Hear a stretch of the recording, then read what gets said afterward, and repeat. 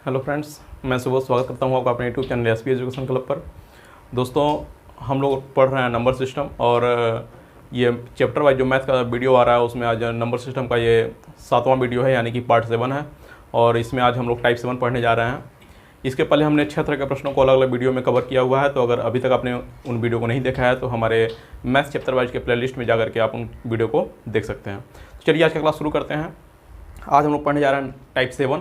तो आप अपना कलम और कॉपी लेके बैठ जाइए और उस पर लिखिए टाइप 7 और टाइप का नाम लिखिए भाग की लंबी विधि पर आधारित प्रश्न। टाइप का नाम रहेगा भाग की लंबी विधि पर आधारित प्रश्न। अब ये लंबी विधि क्या है, इसको थोड़ा सा समझ लेते हैं। तो इसको समझने का सबसे आसान तरीका ये है कि आप जब बचपन में मतलब छोटे थे, कक्षा 1-2 में पढ़ते थे, तो आप भाग देने के लिए जिस विधि का प्रयोग करते थे वही विधि है लंबी विधि। ठीक है, जैसे मान लीजिए अगर आप 5 में भाग दे रहे हैं 2 से, सिंपल सा भाग है, 1-2 के बच्चे करते हैं। ठीक है, तो इसी से समझ लेते हैं कि लंबी विधि क्या है और इस पे प्रश्न कैसे बनते हो तो बाद में देखा जाएगा, पहले इस चीज़ को समझ लेते हैं। तो 2 से अगर भाग देंगे तो 2 बार में पढ़ेंगे, 2 दूना 4, 2 बार में कट जाएगा, यानी कि शेषफल कितना बचेगा, 1 बचेगा। यानी 2 बार का पहाड़ा पढ़ने पे हमारा कितना आया, 4 और 1 शेषफल बचा। तो ये जो विधि हो गया यही हमारा भाग विधि है। ये अंक चूंकि छोटे थे तो इसलिए हमारा ये छोटा दिख रहा है, लेकिन अंक बड़े होते तो ये काफ़ी बड़ा जाता, इसलिए इसको लंबी विधि बोलते हैं, क्योंकि ये बहुत लंबा जाता है। ठीक है, तो अब इसमें आपको समझने वाली चीज़ क्या है वो देखिए। सबसे पहले आपको ये जानना है कि ये जो संख्या है ये क्या है, ये संख्या क्या है, ये क्या है और ये क्या है। सबका आपको नाम पता होना चाहिए जो इस भाग की लंबी विधि में एग्जाम में प्रयोग किया जाता है। ठीक है, चलिए शुरू करते हैं। देखिए, ये जो संख्या होता है ये 5, ये होता है भाज्य, भाज्य यानी कि डिविडेंट, डिविडेंट यानी कि वह संख्या जिसमें भाग दिया जा रहा है और जिस संख्या से यानी जिससे भाग दिया जा रहा है वो कहलाता है भाजक, यानी कि डिवाइड करने वाला डिविजर। और उसके बाद ये जो 2 आता है ये क्या है आपका, जितनी बार पहाड़ा आप पढ़ते हैं वो क्या कहलाता है, भागफल कहलाता है, भागफल कहलाता है, जिसको कोटिएंट बोलते हैं। और ये जो बचा आपका नीचे जो घटाने पे मिलता है, यानी कि इसको बोलते हैं शेषफल, इंग्लिश होता है रिमाइंडर। ठीक है, तो ये आपको याद रखना है इसमें कि ये जो होता है जिससे भाग देते हैं भाजक कहलाता है, जिसमें भाग देते हैं भाज्य कहलाता है, जितनी बार पहाड़ा पढ़ते हैं वो भागफल कहलाता है, और जो अंत में बच जाता है वो शेषफल कहलाता है। तो ये तो आप शायद जानते भी हों। अब लेकिन आपका इस टॉपिक को सॉल्व करने के लिए, इस टॉपिक के प्रश्नों को लगाने के लिए आपका इन चारों में संबंध पता होना चाहिए। आपको इन चारों का संबंध आना चाहिए, उसी के बेस पे क्वेश्चन सॉल्व होते हैं। तो संबंध इनमें क्या होता है, संबंध होता है भाज्य बराबर भाजक गुणे भागफल धन शेषफल। तो ये जो आ रहा है आपका संबंध, यही है जो इन चारों में रिलेशन है आपस में। इसी को आपको याद रखना है, क्योंकि इसी के बेस पे आप प्रश्नों को लगाएंगे और इसी के बेस पे प्रश्न जो है पूछे जाते हैं। इनमें से देखिए 1, 2, 3, 4 चीज़ें हैं। इनमें से कोई भी 3 चीज़ दिया हो तो जो चीज़ हमारा गायब होगा, मिस होगा, उसको आप आसानी से निकाल सकते हैं। तो इसी सूत्र का प्रयोग करके हम इसके प्रश्नों को सॉल्व करेंगे। अब प्रश्न कैसे आते हैं उनको देखते हैं। इस टॉपिक के लिए क्वेश्चन पहला, 1265 में किस संख्या से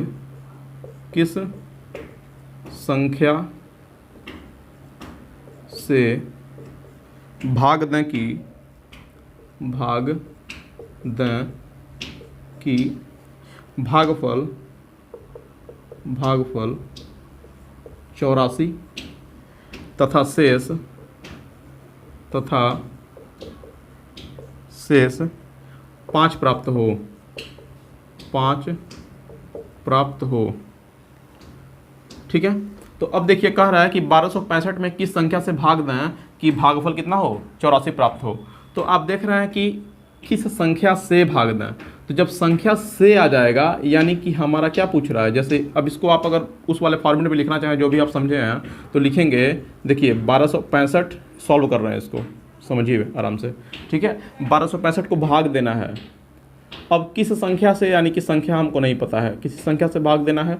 संख्या से आ गया यानी कि वो हमारा क्या हो जाएगा, भाजक हो जाएगा। संख्या को आ गया तो हमारा भाज्य हो जाएगा। अभी आगे समझते हैं। तो देखिए संख्या से भाग दें यानी कि भाजक पूछ रहा है 1265 में, और भागफल कितना आए 84 आए, और शेषफल कितना आए 5 आए, यानी कि संख्या निकालना है। तो अब देख रहे हैं कि हमारा भाज्य पता है, भागफल पता है, शेषफल पता है, और ये संख्या निकालना है। तो यानी कि भाजक निकालना है। तो आप फार्मूला भी पढ़े हैं, भाज्य बराबर भाजक गुणे भागफल धन शेषफल। अब भाज्य क्या है, देखिए ये संख्या हमारा क्या होता है, भाज्य होता है, यानी कि 1265 बराबर भाजक कितना है। देखिए भाजक हमको नहीं पता, तो या तो संख्या ही रहने दें या भाजक ही रहने दें, नहीं तो हम मान लेते हैं कि भाजक हमारा क्या है, x है, तो यहाँ पे x रख देंगे, गुणे भागफल कितना है, देखिए 84, और प्लस शेषफल कितना है 5।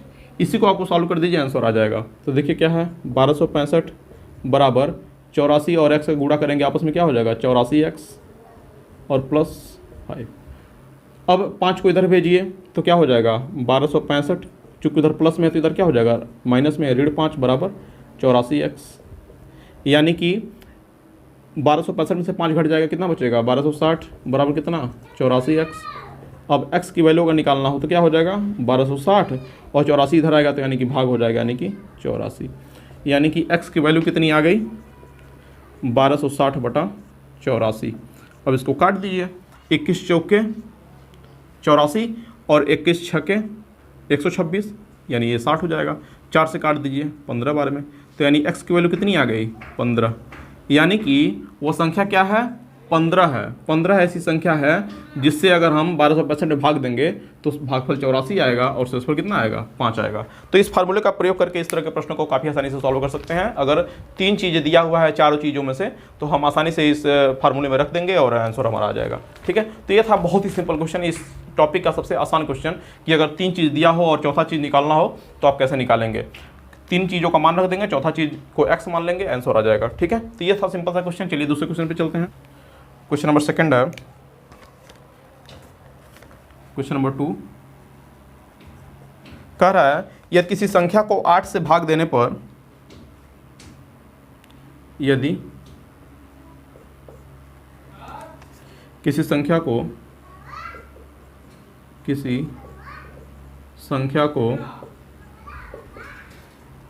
8 से भाग देने पर, 8 से भाग देने पर शेषफल 7 प्राप्त हो, शेषफल 7 प्राप्त हो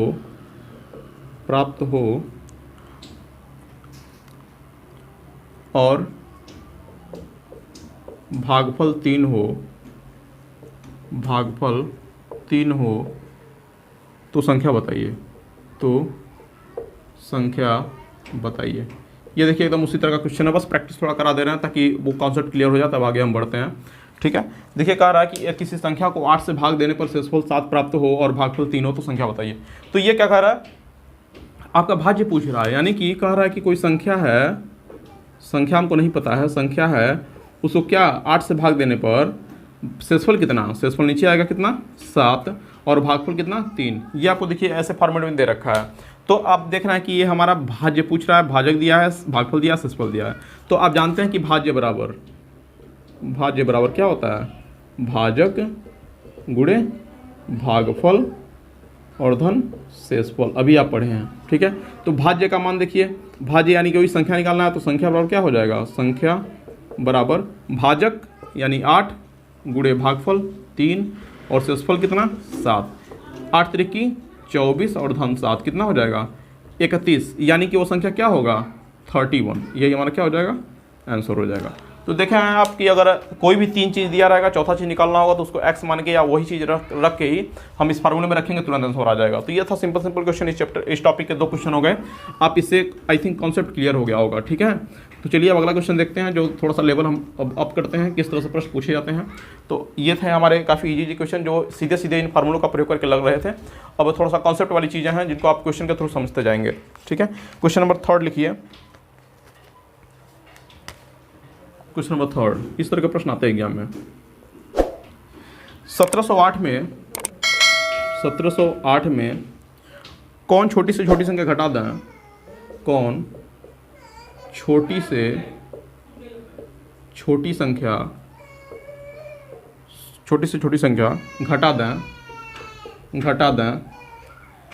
कि प्राप्त नई संख्या 13 से पूरी कट जाए या विभाजित हो जाए। तो इस तरह के प्रश्न भी एग्जाम में पूछ देते हैं, ठीक है। तो इसको देखिए कैसे लगाते हैं, सॉल्व करने का तरीका आप देख लीजिए। कह रहा है कि 1708 में कौन छोटी से छोटी संख्या घटा दें। ये चीज़ आपको याद रखना है, घटा दें। यहाँ पे जोड़ने का भी कहता है, ठीक है। तो घटाने वाला पहले सीख लेते हैं, फिर एक जोड़ने वाला भी देख लेंगे। हम कोई क्वेश्चन छोड़ना नहीं चाहते हैं। आप एक बार पढ़ रहे हैं तो अच्छे से पढ़िए, इसको नोट डाउन करते जाइए। हर तरह के प्रश्नों को हम कवर करने की कोशिश कर रहे हैं, ठीक है। इसीलिए वीडियो थोड़े लंबे हो जाते हैं, तो क्योंकि हम हर तरह के प्रश्नों को कवर करना चाह रहे हैं, क्योंकि हम नहीं चाहते कि अगर आप एक बार वीडियो देख लिए तो आपको ये भाग की लंबी विधि पर आधारित कोई भी प्रश्न ऐसा हो जो आप न टच किए हों, ठीक है। इसलिए थोड़ा सा वीडियो लंबा होता है और चीज़ें सारी लेने के चक्कर में थोड़ा टाइम लग जाता है। देखिए 1708 में कौन छोटी से छोटी संख्या घटा दें कि प्राप्त नई संख्या 13 से पूरी विभाजित हो जाए। तो ऐसे प्रश्नों में क्या करते हैं, सबसे पहले तो आप 13 से इसमें भाग दीजिए और देखिए कि ये संख्या जो है पूरा कट रहा है कि नहीं कट रहा है। अगर नहीं कट रहा है तो देखिए कितना कम और अधिक पड़ रहा है। अभी देखिए लगाने का तरीका सीखिए। देखिए छोटी से छोटी संख्या घटा दें कहा, तो आप भाग दीजिए 13 से भाग देंगे 1708, भाग दीजिए 13 का नाम 13 कितना आया 4, 0 नीचे आ जाएगा 40, 13 तियाँ 39, अब कितना एक बचा यानी कि 18, अब 13 का नाम 13 कितना आया 5, यानी कि शेषफल कितना बचा 5। यानी कि अगर 1708 में हम 13 से भाग दे रहे हैं तो ये 5 एक ऐसा एक्स्ट्रा अंक आ जा रहा है जो बच जा रहा है शेषफल के रूप में। अगर ये 5 नहीं होता, यानी कि 5 ये अगर कम होता तो 131 बार में हमारा 13 से ये क्या होता कट जाता। जैसे अगर यहीं पे अगर 3 होता तो यहाँ पे 13 आता, अगर यहाँ पे क्या होता 3 होता 1703 होता, ये अंक क्या होता 1703 होता। ये अगर 1703 होता तो 3 यहाँ पे उतरता और 13 का नाम 13 पूरा कट जाता, कोई शेषफल नहीं बचता।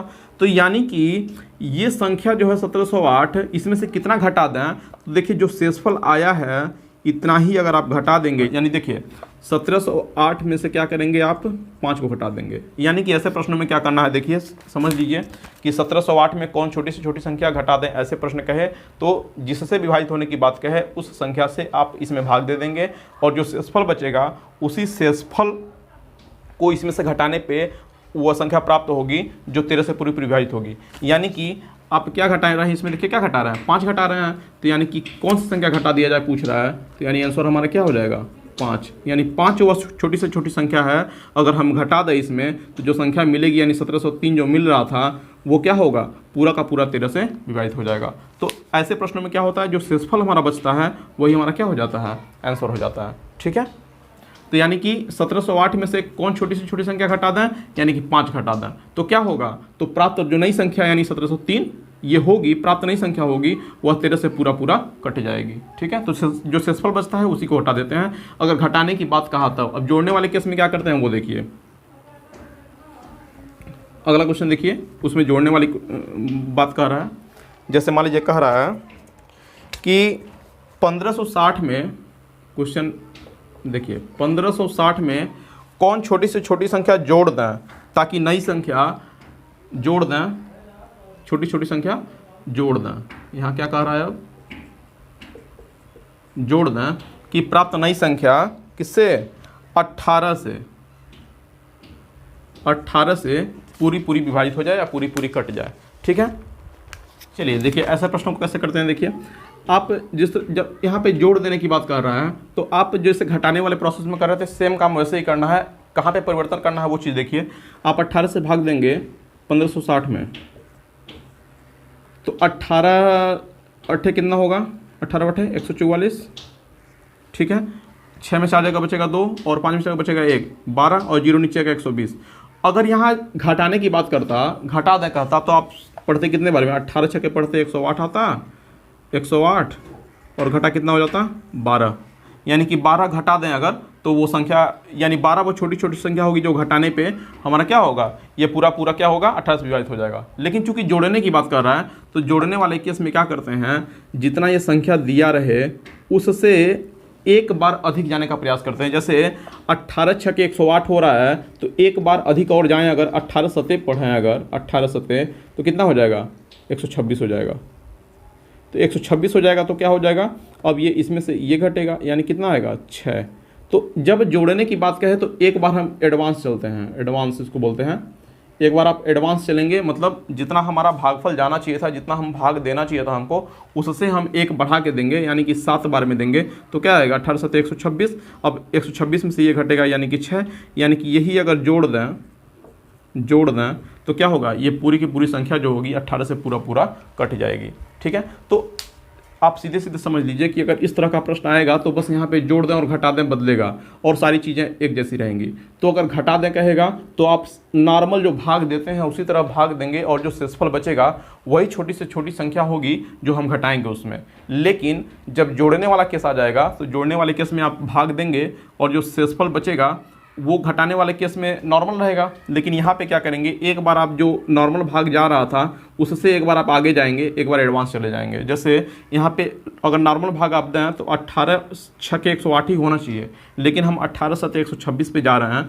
इसका मतलब क्या है, इसका मतलब ये है कि हम उल्टा जाएंगे, मतलब 126 में से 120 घटाएंगे, जो बचेगा वो हम इस संख्या को जोड़ेंगे। ठीक है, तो ये चीज़ आई थिंक आप समझ गए होंगे।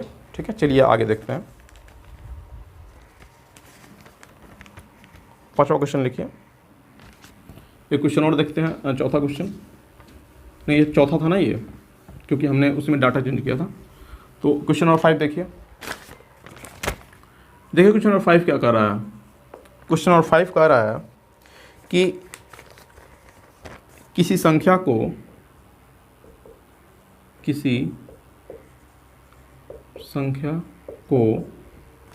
14 तथा 8 से क्रमागत भाग देने पर शेषफल क्रमशः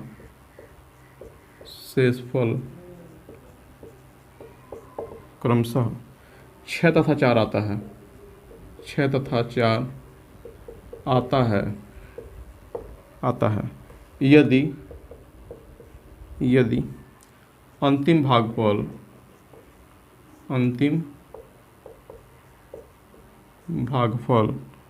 3 हो तो वो संख्या बताइए। देखिए ये क्वेश्चन आपके सामने है, क्वेश्चन को ध्यान से एक बार पढ़िए।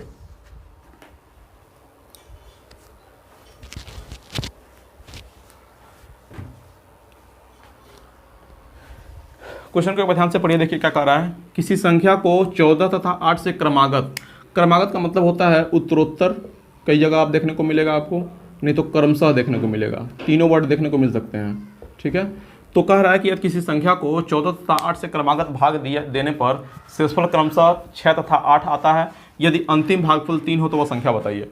तो ऐसे प्रश्नों को देखिए कैसे करते हैं, इसको अच्छे से समझ लीजिए, क्योंकि इस तरह के प्रश्न एग्जाम में आते हैं और आप अगर नहीं जानते हैं लगाना तो लगा नहीं पाएंगे। तो इसको अच्छे से समझिए एक बार।